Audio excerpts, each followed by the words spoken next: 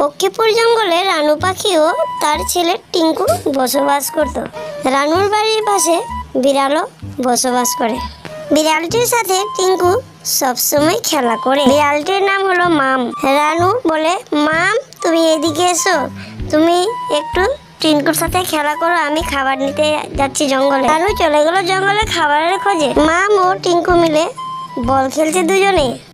খেলতে খেলতে মামের খিদে পেয়ে যায়। মাম টিঙ্কুকে বলে, এই টিঙ্কু এদিকে আয়, অনেক খেলা হলো, আমার আর খেলা নিচ্ছে না, আমার খুব খিদে পেয়েছে, তুই আমার কাছে আয়।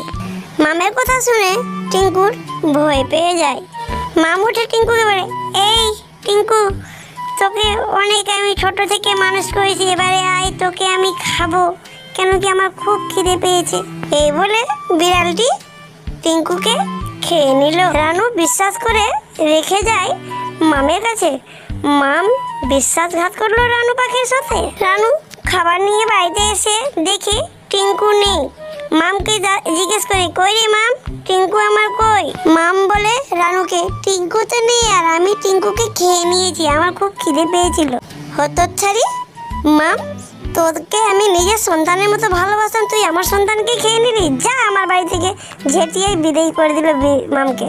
তাহলে বন্ধুরা, গল্পটি কেমন লাগলো কমেন্টে জানাবেন। গল্পটি যদি ভালো লাগে লাইক করবেন, শেয়ার করবেন আর সাবস্ক্রাইব করবেন। দেখা হচ্ছে আরেকটি নতুন গল্পের সাথে।